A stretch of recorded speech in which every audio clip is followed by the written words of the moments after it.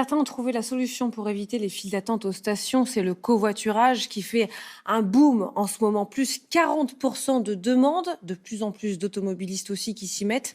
C'est le cas de ces deux soignantes qui font les trajets ensemble depuis 10 jours, ce qui correspond à peu près au début du mouvement social. Frédéric Prabono, Emmanuel Bach et Mathias Barrois.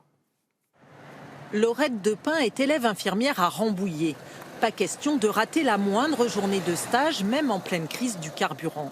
Alors pour aller à l'hôpital de Plaisir, à une trentaine de kilomètres, elle mise sur le covoiturage. Ouais, on est parti pour le travail. Ouais. Au volant ce matin, Céline Savidan a l'œil fixé sur la jauge.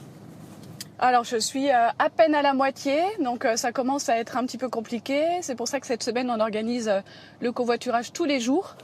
Avant la crise, la nutritionniste et la future infirmière faisaient le trajet ensemble une fois par semaine.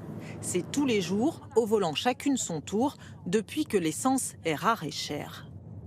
Moi, en tant que jeune étudiante, c'est vrai qu'il n'y a pas beaucoup d'argent. Donc, faire un plein d'essence, déjà que c'est compliqué niveau budget, là, c'est encore plus compliqué pour moi de circuler du coup.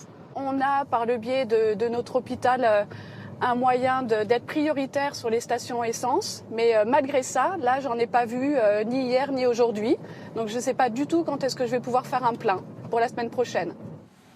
Cette application spécialisée dans les trajets domicile-travail a vu le nombre de ses nouveaux utilisateurs augmenter de plus de 40% depuis le début de la semaine.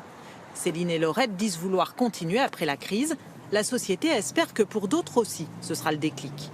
Ce qu'on constate à chaque fois, c'est qu'à peu près 50% de nos utilisateurs qui nous rejoignent au moment de ces épisodes très spécifiques, 50% restent actifs.